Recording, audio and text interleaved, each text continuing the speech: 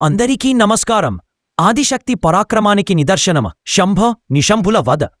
దేవి భాగవతంలో అత్యంత ముఖ్యమైన ఈ గాథని ఇప్పుడు విందాం.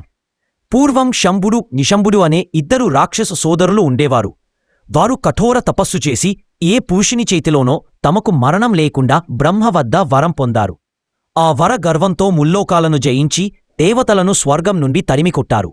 దిక్కుతోచని దేవతలు హిమాలయాలకు వెళ్లి ఆది పరాశక్తిని ప్రార్థించగా వారి ప్రార్థనలు విని పార్వతీదేవి శరీరము నుండి కౌశికి అనే ఒక తేజోమయ రూపం ఆవిర్భవించింది.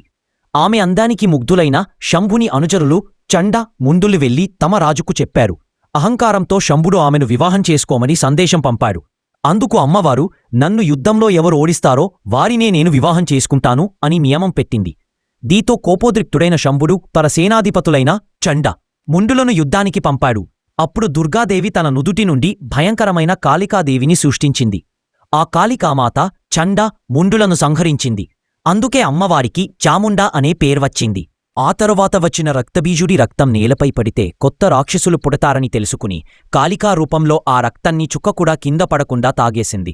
ఇక చివరిగా శంభ నిశంభులు స్వయంగా యుద్ధనాకి రాగా దుర్గామాత తన సర్వశక్తులను ఉపయోగించి వారిద్దరిని సంహరించి ముల్లోకాలకు తిరిగి శాంతిని ప్రసాదించింది.